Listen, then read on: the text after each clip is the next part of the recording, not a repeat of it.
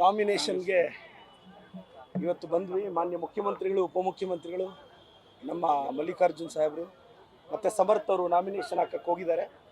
ನನಗೆ 100% ಭರವಸೆ ಇದೆ, ಸಮರ್ಥ್ ಅವ್ರು ಗೆಲ್ತಾರೆ. ಒಂದು ಹೊಸ ಜನ್ರೇಷನ್ನು, ಶಾಮನೂರು ಶಿವಶಂಕರಪ್ಪ ಸಾಹೇಬರ ವಂಶದ ಕುಡಿ, ಒಂದು ಹೊಸ ಜನ್ರೇಷನ್ ರಾಜಕೀಯಕ್ಕೆ ಬರ್ತಿದೆ. ಜನರು ಖಂಡಿತವಾಗೂ ಆಶೀರ್ವದಿಸ್ತಾರೆ ಅಂತ ನನಗೆ ನಂಬಿಕೆ ಇದೆ. ನಾನು ನಮ್ಮ ದಕ್ಷಿಣ ಕ್ಷೇತ್ರದ ಎಲ್ಲರನ್ನೂ ರಿಕ್ವೆಸ್ಟ್ ಮಾಡ್ತೀನಿ,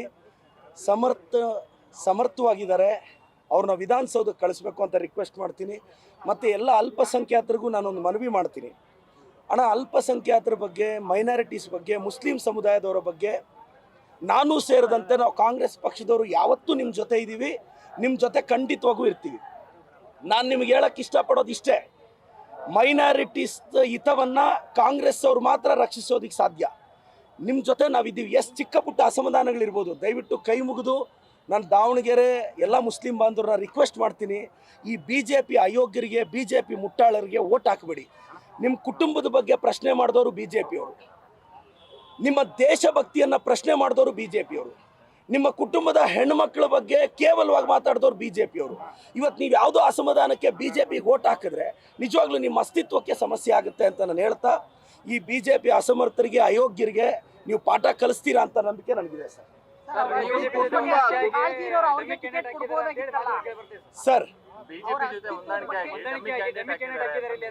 ಸರ್ ಈಗ ನೋಡಿ, ಈಗ ಅವ್ರು ಯಾರು ಕ್ಯಾಂಡಿಡೇಟ್ ಆಯ್ಕೆ ಆಗಿದ್ದಾರೆ, ಅವ್ರಿಗೂ ಒಂದು ಕುಟುಂಬ ಹಿನ್ನೆಲೆ ಇದೆ. ಈಗ ನೀವು ಕುಟುಂಬ ರಾಜಕಾರಣ ಮಾತಾಡೋದಾದ್ರೆ BJP ಕ್ಯಾಂಡಿಡೇಟ್ ಅವ್ರ ತಂದೆನೂ ರಾಜಕಾರಣದಲ್ಲಿದ್ದವ್ರೆ, JDS ಅಲ್ಲಿ ಇದ್ದವ್ರೆ. ಇಲ್ಲಿ ಏನಾಗಿದೆ ನೋಡಿ ಸರ್, ಸಮರ್ಥ್ ಅನ್ನೋ ವ್ಯಕ್ತಿ, ಆತ ಆಸ್ ಎನ್ ಇಂಡಿವಿಜುವಲ್ ಆತ ಕೇಪಬಲ್ ಇದ್ದಾನೆ. ಹೊಸ ಜನ್ರೇಷನ್ ಬರಲಿ, ನಾನು ಇಲ್ಲ ಅಂತಿಲ್ಲ. ನೋಡಿ ಸರ್, ಎಲ್ಲ ಈಕ್ವೇಷನ್ಸ್ ಅಲ್ಲಿ ಹೈಕಮಾಂಡ್ ಇವತ್ತು ನಾವು ಯಾರು ನೋಡಿ, ಹೈಕಮಾಂಡ್ ಇವತ್ತು ಮುಸ್ಲಿಂ ಬಾಂಧವರು ಕೊಟ್ಟಿದ್ರು, ನಾವೆಲ್ಲರೂ ಗೆಲ್ಲಿಸ್ಕೊಂಡ್ಬರ್ತಿದ್ವಿ. ಇವತ್ತು ಆ ಹುಡುಗನ ಕೊಟ್ಟಿದ್ದಾರೆ, ಎಲ್ಲರೂ ಸೇರಿ ಗೆಲ್ಲಿಸ್ತಾರೆ. ನನಗೆ ನಂಬಿಕೆ ಇದೆ, ಸಮರ್ಥನ ಅತ್ಯಂತ ಅಧಿಕ ಮೆಜಾರಿಟಿಯಲ್ಲಿ ಗೆಲ್ಲಿಸ್ತಾರೆ ಅಂತ. ಯುವಕರು ಬರ್ಬೇಕಂತ ಅಂದ್ರೆ ಕೇವಲ ದುಡ್ಡಿನ ಮನೆಗೆ ಬರ್ಬೇಕಾ, ಇಲ್ಲ ಪಂಚರಾಕ್ ಅವ್ರ ಮನೆಗೆ ಬರ್ಬೇಕಾಗ್ತದೆ? ಈಗ ವೆರಿ ಸಿಂಪಲ್, ನನಗೆ ಯಾವ ಬ್ಯಾಕ್ ಗ್ರೌಂಡ್ ಇತ್ತು? ಪಾರ್ಟಿ ಟಿಕೆಟ್ ಕೊಡ್ಲಿಲ್ವಾ? ನನಗೆ ತಂದೆ ತಾಯಿ ಇಲ್ಲ, ಬ್ಯಾಕ್ ಗ್ರೌಂಡ್ ಇಲ್ಲ, ಯಾವುದೇ ಜಾತಿ ಹಿನ್ನೆಲೆ ಇಲ್ಲ, ಯಾವುದೇ ಕಾರ್ಡ್ ಇಲ್ಲದೆ ನನ್ನ ತಂದು ಎಂಥವ್ರ ಮೇಲೆ ನಿಲ್ಲಿಸಿದ್ರು, ಪಕ್ಷ ಗೆಲ್ಸ್ಕೊಂಬಂತಲ್ಲ. ಎಲ್ಲೆಲ್ಲಿ ಯಾರ್ಯಾರಿಗೆ ಟಿಕೆಟ್ ಕೊಟ್ಟರೆ ಗೆಲ್ತಾರೆ ಅನ್ನೋ ಈಕ್ವೇಷನ್ಸ್ ಮೇಲೆ ನಾವು ಟಿಕೆಟ್ ಕೊಡ್ತೀವಿ ಸರ್. ಇಲ್ಲಿ ಇದು ಅಂತಲ್ಲ, ಬಟ್ ಎಲ್ಲ ನನಗೆ ನಂಬಿಕೆ ಇದೆ. ಈಗ MLC ಮಾಡಿದ್ದೀವಿ ಆಲ್ರೆಡಿ ಒಂದು ಮುಸ್ಲಿಂ ಬಾಂಧವರಿಂದ. ಎಲ್ಲ ರೀತಿ ಮುಸ್ಲಿಂ ಬಾಂಧವರಿಗೆ ಗೌರವ ಕೊಡೋದು ನಮ್ಮ ಪಕ್ಷದ ಜವಾಬ್ದಾರಿ. ನಾನು ಮುಸ್ಲಿಂ ಬಾಂಧವರಿಗೆ ರಿಕ್ವೆಸ್ಟ್ ಮಾಡ್ತೀನಿ, ದಯವಿಟ್ಟು ನಿಮ್ಮನ್ನು ಕೇವಲವಾಗಿ ಮಾತಾಡೋ BJPಗೆ ಒಂದು ಓಟು ತಾವು ಹಾಕಬಾರ್ದು. Sir, guarantees are backfiring ಅಂತ ಹೇಳ್ತಿದ್ದಾರೆ. ನೋ ಸರ್, ಹೆಂಗ್ ಸರ್ ಬ್ಯಾಕ್ ಫೈರ್ ಆಗುತ್ತೆ? ನಾವು 4 ಲಕ್ಷ ಕೋಟಿ ಬಡ್ಜೆಟಲ್ಲಿ 58,000 ಕೋಟಿ ಗ್ಯಾರಂಟಿ ಖರ್ಚು ಮಾಡ್ತೀವಿ. ಬಡವ್ರ ಮನೆಗೆ 2,000 ಕೊಟ್ಟರೆ ಇದು ಬ್ಯಾಕ್ ಫೈರಾ? ಬಡವ್ರ ಹೆಣ್ಮಗುಗೆ ಅರ್ಶಿನ ಕುಂಕುಮ ಕೊಡಬೇಕು ಅಂದರೆ ಬಸ್ಸಲ್ಲಿ ಹೋಗಿ ಫ್ರೀಯಾಗಿ ಅರ್ಶಿನ ಕುಂಕುಮ ಕೊಟ್ಟು ಬರ್ತಾರೆ, ಅದು ಬ್ಯಾಕ್ ಫೈರಾ? ಇಂದಿರಾ ಕಿಟ್ ಅಂತ ಕೊಡ್ತಿದ್ದೀವಿ, ಅದು ಬ್ಯಾಕ್ ಫೈರಾ? ಅಕ್ಕಿ ಕೊಡ್ತಾ ಇದೀವಿ, ಅದು ಬ್ಯಾಕ್ ಫೈರಾ? ಯುವ ನಿಧಿ ಕೊಡ್ತಿದ್ದೀವಿ. ಗ್ಯಾರಂಟಿಗಳು ಖಂಡಿತವಾಗೂ ನಮ್ಮ ಸರ್ಕಾರದ ಗ್ಯಾರಂಟಿ ಅದು. So you are saying pro incumbency is there? ಇಲ್ಲ ಸರ್, ಅಂತ ಇನ್ಕಂಬೆನ್ಸಿ ಏನಿಲ್ಲ. ನನಗೆ ನಂಬಿಕೆ ಇದೆ, ಒಂದು 40-50 ಮೆಜಾರಿಟಿಯಲ್ಲಿ ಸಮರ್ಥ್ ಅವ್ರು ಗೆಲ್ತಾರೆ. ನೋಡಿ, ನಾನು ರಿಕ್ವೆಸ್ಟ್ ಮಾಡ್ತೀನಿ, ಶಾಮನೂರು ಶಿವಶಂಕರಪ್ಪನವ್ರ ಸಾಹೇಬ್ರದ್ದು ಕೊಡುಗೆ ಇದೆ ದಾವಣಗೆರೆಗೆ. ಅವರು ಹೆಜ್ಜೆ ಗುರುತನ್ನು ಬಿಟ್ಟೋಗಿದ್ದಾರೆ, ಆ ಕುಟುಂಬದ ಕುಡಿ ಒಂದು ಬಂದಿದೆ. ಅದೇ ಅಲ್ಲದೆ Samarth is an independent, I am telling you, efficiency ಇದ್ದಾನೆ. ನನಗೆ ಆ ಹುಡುಗನ ಬಗ್ಗೆ ಗೊತ್ತು. ಖಂಡಿತವಾಗೂ ಆ ಹುಡುಗ ವಿಧಾನಸೌಧಕ್ಕೆ ಬರ್ತಾನೆ, ದಾವಣಗೆರೆನ ಅಭಿವೃದ್ಧಿ ಪಥದತ್ತ ಕೊಂಡೊಯ್ತಾನೆ. ನಾನೆಲ್ಲ ದಾವಣಗೆರೆ ಯಂಗ್ಸ್ಟರ್ಸ್ಗೆ ರಿಕ್ವೆಸ್ಟ್ ಮಾಡ್ತೀನಿ, ಅಲ್ರಪ್ಪ, ಜೀವನ ಎಲ್ಲ ನೀವು ಮೋದಿ ಮೋದಿ ಮೋದಿ ಅಂತ ಹೋದ್ರಿ. ಯಂಗ್ಸ್ಟರ್ಸ್ ನಾನು ಹೇಳೋದು, ನೀವು ಟ್ರಾಲ್ ಮಾಡಿ, ರೀಲ್ ಮಾಡಿ, ಏನು ಬೇಕಾದರೂ ಮಾಡಿ, ಒಂದು ಯೋಚನೆ ಮಾಡಿ, ಇಂಡಿಯಾ ಪಾಕಿಸ್ತಾನ ವಾರ್ನ ಡೊನಾಲ್ಡ್ ಟ್ರಂಪ್ ನಿಲ್ಲಿಸ್ಬೇಕಾ? ಇವತ್ತು ಪೆಟ್ರೋಲ್ ಡೀಸೆಲ್ಲು ಆ ಕಡೆ ಬ್ಯಾರಲ್ಸ್ ಬರೋಕ್ಕಾಗದೆ, ಇವತ್ತೊಂದು ಜಲಸಂಧಿ ಕ್ಲೋಸ್ ಆಗ್ತಿದೆ. ನಮ್ಮ ದೇಶದ ಪ್ರಧಾನಿಗಳ ಕೈಯಲ್ಲಿ ಏನು ಮಾಡೋಕ್ಕಾಗ್ತಿದೆ? ಇವತ್ತು ಇಂಡಿಯಾ ಪಾಕಿಸ್ತಾನ ವಾರ್ನ ಡೊನಾಲ್ಡ್ ಟ್ರಂಪ್ ಎಲ್ಲ ನಿಲ್ಲಿಸಿದ್ದು ಅಂತ 56 ಇಂಚಿನ ಎದೆಗಾರಿಕೆ ಇರೋ ವ್ಯಕ್ತಿಗೆ ಹೇಳಕ್ಕೆ ಬರಬೇಕಲ್ಲ. ನೀವು ಯಾವುದರಿಂದ ಹೋಗ್ತಾ ಇದ್ರೆ? ಏನು ಅಭಿವೃದ್ಧಿ ಆಗಿದೆ BJPಯಿಂದ? ಏನು ಅಭಿವೃದ್ಧಿ ಆಗಿದೆ? BJP MPಗಳು, ಕರ್ನಾಟಕದಲ್ಲಿರ್ತಕ್ಕಂಥ BJP MPಗಳು ಎಷ್ಟು ಜನ ನಮ್ಮ ಜನರ ಸಮಸ್ಯೆನ ಕೇಳ್ತಿದ್ದಾರೆ? ಇದೆಲ್ಲ ನೀವು ಯೋಚನೆ ಮಾಡಬೇಕಲ್ಲ. ಬರೀ ಸಿಂಪ್ಲಿ ಸೋಷಿಯಲ್ ಮೀಡಿಯಾದಲ್ಲಿ ಇದು ಮಾಡೋದಕ್ಕಿಂತ ನಾನು ಒಂದು ಯೋಚನೆ ಹೇಳ್ತಾ ಇದ್ದೀನಿ, ಕೊಡಿ ಯಂಗ್ಸ್ಟರ್ಸ್ಗೆ ಅವಕಾಶ ಕೊಡಿ. ನಾವು ಬದಲಾವಣೆಗೋಸ್ಕರನೇ ಬಂದಿರೋದು, ಸಮರ್ಥನ ಹುಡುಗರು ಚೇಂಜ್ಗೋಸ್ಕರನೇ ಬಂದಿರೋದು. ಇವತ್ತು ಚಿಕ್ಕಬಳ್ಳಾಪುರದಲ್ಲಿ ನನಗೊಂದು ಅವಕಾಶ ಕೊಟ್ಟಿದ್ದಕ್ಕೆ 270 ಹಳ್ಳಿ ಸುತ್ತಿದ್ದೀನಿ ಸರ್. ಬೆಳಗ್ಗೆ 6 ಗಂಟೆಗೆ ಬ್ಯೂರೋಕ್ರಸಿನ ಕರ್ಕೊಂಡೋಗಿ ನೆಲದ ಮೇಲೆ ಕುತ್ಕೊತೀನಿ. 270 ಹಳ್ಳಿ ಸುತ್ತಿದ್ದೀನಿ, 10 ಆಂಬುಲೆನ್ಸ್ ಬಿಟ್ಟಿದ್ದೀನಿ, 12 ನಿಮಿಷಕ್ಕೆ ಪೇಷಂಟ್ನ ಪಿಕಪ್ ಮಾಡ್ತೀನಿ, 16 ವಾರ್ಡಲ್ಲಿ ಮನೆಗೆ ಹೋಗಿ ಕಷ್ಟ ಕೇಳಿದ್ದೀನಿ. ನನ್ನ ಜನ್ರೇಷನ್ ಬಂದಿದ್ದಕ್ಕೆ ತಾನೇ ಇವೆಲ್ಲ ಸಾಧ್ಯ ಆಗ್ತಿರೋದು. ಇವತ್ತು ಕನೆಕ್ಟಿವಿಟಿ ಡೆವಲಪ್ ಮಾಡ್ತಿದ್ದೀನಿ, ಕಂಜೆಸ್ಟೆಡ್ ರೋಡ್ಸ್ನ ವೈಡನ್ ಮಾಡೋಕ್ಕೆ ಗಟ್ಟಿ ತೀರ್ಮಾನ ತೊಗೊತಿದ್ದೀನಿ. ನಾವೆಲ್ಲ ನೆಕ್ಸ್ಟ್ ಎಲೆಕ್ಷನ್ಗೆ ರಾಜಕೀಯಕ್ಕೆ ಬಂದಿದ್ದಲ್ಲ, ನೆಕ್ಸ್ಟ್ ಜನ್ರೇಷನ್ಗೋಸ್ಕರ ಬಂದಿದ್ದು ಸರ್. ಸರ್ ನೀವು ಒಂದು ಕನೆಕ್ಟಿವಿಟಿ ಮನೆಯಿಂದ ಬರ್ಬೇಕಾ ಅವರೆಲ್ಲರೂ ಪ್ರಶ್ನೆ ಆಗಿರೋದು. ಸರ್ ಈಗ ಬಿಜೆಪಿ ರಾಜ್ಯಾಧ್ಯಕ್ಷರು ಯಾರು ಸರ್? ಸರ್ ಇಲ್ಲ, ಇಲ್ಲ, ಅಲ್ಲ. ಬಿಜೆಪಿ ವ್ಯತ್ಯಾಸ ಏನು? ಇದೆ, ಅವರಲ್ಲಿದೆ, ಇಲ್ಲ ಇಲ್ಲ, JDS ಅಲ್ಲಿದೆ. ನಾನು ಹಂಗೆ ಹೇಳ್ತಾ ಇಲ್ಲ ಸರ್. ಈಗ ನೋಡಿ, ವಿಜಯೇಂದ್ರಣ್ಣ ಅವರು ಯಡಿಯೂರಪ್ಪರ ಮಗು ಅನ್ನೋ ಕಾರಣಕ್ಕಿಂತ ಅವರು ಬಿಜೆಪಿಗೆ ಕೊಡುಗೆ ಇದೆ ಅದು ಅಂತ ಅವ್ರು ಹೇಳ್ತಾರೆ. ನಾನು ಹೇಳೋದಿಷ್ಟೇ, ಸಮರ್ಥ ಅವರು ಶಾಮನೂರು ಶಿವಶಂಕರಪ್ಪನವ್ರ ಮೊಮ್ಮಗ ಅನ್ನೋದ್ರ ಜೊತೆ ಸಮರ್ಥಗೊಂದು ಕೇಪಬಿಲಿಟಿ ಇದೆ, ಆ ಹುಡುಗನಿಗೆ ಎಲಿಜಿಬಿಲಿಟಿ ಇದೆ. ಆ ಆಸ್ಪೆಕ್ಟ್ ಅಲ್ಲಿ ಮತ ಕೊಡಿ ಅಂತ ಕೇಳ್ತಾ ಇದ್ದೀನಿ.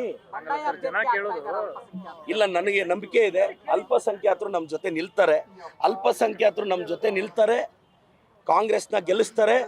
ಈ ಬಿಜೆಪಿ ಕೋಮುವಾದಿಗಳು ಹಿಂದೂ ಮುಸ್ಲಿಂ ಮಧ್ಯೆ ಫೈಟ್ ತರ್ತಾ ಇದ್ದಾರೆ.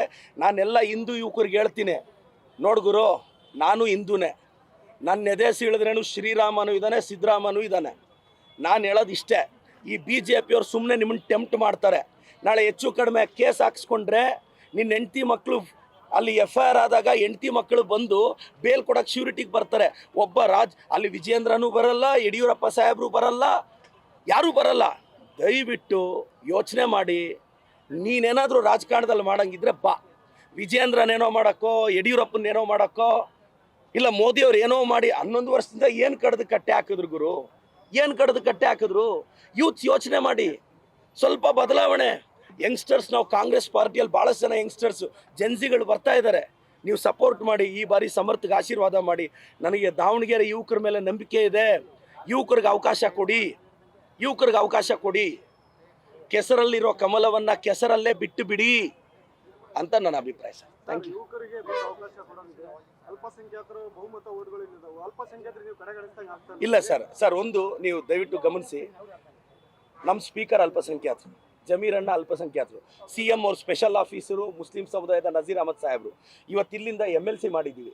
ಇವತ್ತು ಮೈನಾರಿಟೀಸ್ಗೆ, ಮೊನ್ನೆ ನೀವು ನಮ್ಮ ಬಡ್ಜೆಟ್ನ ನೋಡಿ, ಮೈನಾರಿಟೀಸ್ ಮಕ್ಕಳಿಗೆ, ಮೈನಾರಿಟೀಸ್ ಶಾಲೆಗಳಿಗೆ, ಮೈನಾರಿಟಿ ಸ್ಕಾಲರ್ಶಿಪ್ಗೆ ಅತಿ ಹೆಚ್ಚು ಸಹಾಯ ಮಾಡಿ ನಾವು BJP ಅವ್ರ ಹತ್ರ ಬಾಯಿಗೆ ಬಂದಂಗೆ ಬಯಸ್ಕೊತಾ ಇದ್ದೀವಿ. ಅವ್ರು BJP ಅವ್ರು ನಮ್ಮನ್ನು, ನಾವು ಮುಸ್ಲಿಮ್ಸ್ನ ಓಲೈಕೆ ಮಾಡೋಕ್ಕೆ 1000 ಕೋಟಿ ಕೊಡ್ತೀವಿ ಅಂತ ಅವ್ರು ಅಂತಾರೆ. ಅಲ್ಪಸಂಖ್ಯಾತರು ಖಂಡಿತವಾಗೂ ಸರ್, ಈ ಸಂದರ್ಭದಲ್ಲಿ ನಾವು ಚುನಾವಣೆ ಗೆಲ್ಲಬೇಕು. ಇರೋ ವ್ಯಕ್ತಿಗಳಲ್ಲಿ ಸಮರ್ಥವಾದ ವ್ಯಕ್ತಿ ಅನ್ನೋ ಅಭಿಪ್ರಾಯ. ಅಲ್ಪಸಂಖ್ಯಾತರನ್ನ ನಾವು ಕಡೆಗಣಿಸಲ್ಲ ಸರ್. ನನ್ನನ್ನೇ ನೋಡಿ, ನಾನು ಅಲ್ಪಸಂಖ್ಯಾತರ ಪರವಾಗಿ ಎಷ್ಟು ಮಾತಾಡಿದ್ದೀನಿ. ನಮ್ಮ BJP ಸ್ನೇಹಿತರು 3-4 ಕೇಸು ಹಾಕಿದ್ದಾರೆ.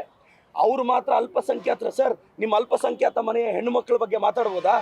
ಆ ಯತ್ನಾಳಿದಾರಲ್ಲ ಬಿಜಾಪುರದ ಕೋತಿ, ಅವ್ರು ಮಾತಾಡ್ಬೋದಾ? ಆ ಮೈಸೂರಿಂದ ಒಂದು ಕೋತಿ ಇದೆ, ಮಾತಾಡ್ಬೋದಾ? ನಿಮ್ಮ ಮನೆ ಹೆಣ್ಮಕ್ಳ ಬಗ್ಗೆ ಎಷ್ಟು ಕೇವಲವಾಗಿ ಅವ್ರು ಮಾತಾಡಿದ್ದು? ನಮ್ಮ ಮನೆ ಹೆಣ್ಮಕ್ಳ ಬಗ್ಗೆ ಮಾತಾಡಿದ್ರೆ ನಮಗೆ ಬೇಜಾರಾಗಲ್ವಾ? ನಾನು ಇದೇ ಹೇಳ್ತಾ ಇರೋದು ರೀ, ಮೈನಾರಿಟೀಸ್ ಕುಟುಂಬಗಳ ಬಗ್ಗೆ ಹಿಂಗೆ ಮಾತಾಡೋರ ಬಗ್ಗೆ ನೀವು ಹೆಂಗೆ ಇದು ಮಾಡ್ತೀರಾ? ಮೈನಾರಿಟೀಸ್ ಒಂದಾಗ್ತಾರೆ, ನನ್ನ ನಂಬಿಕೆ ಇದೆ. ಸರ್, ನೀವು ಹೇಳಿದಂಗೆಲ್ಲ ಓಕೆ ಸರ್, ಬೇರೆ ಕ್ಷೇತ್ರದಲ್ಲಿ ಮೈನಾರಿಟಿಗೆ ಕೊಟ್ಟಿದ್ದೀರಾ. ನಮ್ಮ ದಾವಣಗೆರೆ ಕ್ಷೇತ್ರದಲ್ಲಿ, ನಮ್ಮ ದಾವಣಗೆರೆ ಜಿಲ್ಲೆಯಲ್ಲಿ ದಕ್ಷಿಣ ಕ್ಷೇತ್ರ ಆದಾಗಿಂದಲೂ ಅಲ್ಪಸಂಖ್ಯಾತರು ಕೇಳ್ಕೊಂಡು ಅಣ್ಣ, ಈಗ ಹೈಕಮಾಂಡ್ ಒಂದು ತೀರ್ಮಾನ ತಗೊಂಡೆ. ಮುಂದಿನ ದಿನಗಳಲ್ಲಿ ಖಂಡಿತವಾಗೂ ಮೈನಾರಿಟೀಸ್ನ ದಕ್ಷಿಣ ಭಾಗದಲ್ಲಿ ಮುಂದಿನ ತರೋ ಪ್ರಯತ್ನ ನನ್ನ ಪಕ್ಷ ಮಾಡುತ್ತೆ. ಇದು ಅಲ್ಪಸಂಖ್ಯಾತರಲ್ಲಿ ಯಾರು ಸಮರ್ಥರು ಇಲ್ಲ, ಸಮರ್ಥರು ತುಂಬ ಜನ ಇದ್ದಾರೆ. ಇದೊಂದು ಸಂದರ್ಭ ಅಷ್ಟೇ ಸರ್ ಅಂತ ಹೇಳ್ತಾ, thank you sir, thank you so much. ಡಯಾಬಿಟಿಸ್ಗೆ ಮೆಡಿಸಿನ್ ತಗೊಂಡು ಶುಗರ್ ಕಂಟ್ರೋಲ್ನಲ್ಲಿದ್ದೀರಾ? ಆದ್ರೆ ಸತ್ಯ ಏನ್ ಗೊತ್ತಾ, ಅವು ರಕ್ತದ ಶುಗರ್ ಲೆವೆಲ್ ಅನ್ನ ಕಡಿಮೆ ಮಾಡ್ತವೆ ನಿಜ, ಆದ್ರೆ ದೀರ್ಘಕಾಲದವರೆಗಲ್ಲ. ಹೃದಯ, ನರಮಂಡಲ, ಕಿಡ್ನಿ, ಲಿವರ್ ಮೇಲೆ ಒತ್ತಡ ಬೀರುತ್ತೆ. ಒಂದು ಹೋಗಿ ಇನ್ನೊಂದಾಗುತ್ತೆ. ಮೆಹಾಟೋನ್ ಕೇರಳದ ಆಯುರ್ವೇದ ಫಾರ್ಮುಲೇಷನ್. ಇದು ಶುಗರ್ ಮಾತ್ರ ಕಂಟ್ರೋಲ್ ಮಾಡಲ್ಲ, ಇಡೀ ಮೆಟಾಬಾಲಿಕ್ ಬ್ಯಾಲೆನ್ಸ್ ಅನ್ನೇ ರಿಪೇರಿ ಮಾಡಿಬಿಡುತ್ತೆ. ಮೆಹಾಟೋನ್ ದೀರ್ಘಕಾಲದ ಸಹಜ ಜೀವನಕ್ಕೆ ಸಹಾಯ ಮಾಡುತ್ತದೆ.